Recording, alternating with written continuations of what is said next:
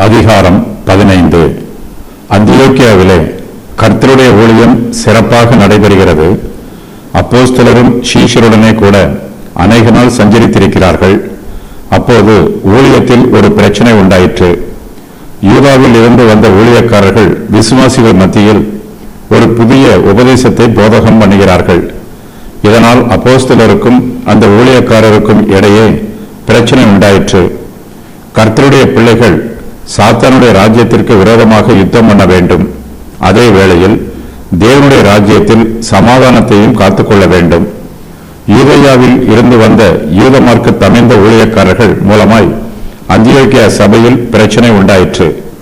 இந்த பிரச்சனையை எருசலேமில் உள்ள அப்போஸ்தலரிடத்திலும் மூப்பரிடத்திலும் சொல்லி அவர்கள் மூலமாக இந்த பிரச்சனைக்கு தீர்வு காணலாம் என்று தீர்மானம் பண்ணுகிறார்கள். எருசலேமில் உள்ள சபை அந்தியோக்கியாவில் உள்ள பிரச்சனையை தீர்த்து வைப்பதற்காக கூட்டம் கூடுகிறது. அப்போஸ்தலர் மத்தியில் பேதுரு தன்னுடைய ஆலோசனையை சொல்லுகிறார். பவுலும் பர்னபாவும் தங்களுடைய ஊழிய அனுபவத்தை சொல்லுகிறார்கள். இறுதியாக யாக்கோபு தன்னுடைய ஆலோசனையை சொல்லி இந்த பிரச்சனையை தீர்த்து வைக்கிறார். அந்தியோக்கியாவில் புறஜாதி மார்க்கத்தில் இருந்து ரட்சிக்கப்பட்டிருக்கிற விசுவாசிகளுக்கு எருசலேமில் உள்ள அப்போஸ்தலர்கள் ஒரு நிருபத்தை எழுதி அனுப்புகிறார்கள். அப்போஸ்தலருடைய தீர்மான நிருபத்தை அந்தியோக்கியாவில் உள்ள சபையில் வாசிக்கிறார்கள்.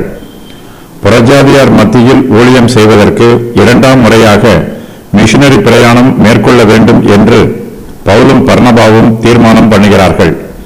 தங்களோடு யாரை கூட்டிச் செல்வது என்பதில் இவர்களுக்குள் கருத்து வேறுபாடு உண்டாயிற்று. பவுலும் பர்னபாவும் வெவ்வேறு திசையில் கர்த்தருடைய ஊழியத்தை செய்வதற்கு பிரிந்து போகிறார்கள். அப்போஸ்தலர்களாகிய பவுலும் பர்னபாவும் பிரிந்து விடுகிறார்கள். அவர்களுக்குள் பிரச்சனை உண்டாயிற்று. 2 பேருமே கர்த்தருடைய ஊழியத்தை செய்கிறார்கள். ஆனாலும் அவர்களுக்குள் கருத்து வேறுபாடு ஏற்பட்டு வெவ்வேறு இடங்களில் ஊழியம் செய்வதற்காக பிரிந்து போகிறார்கள்.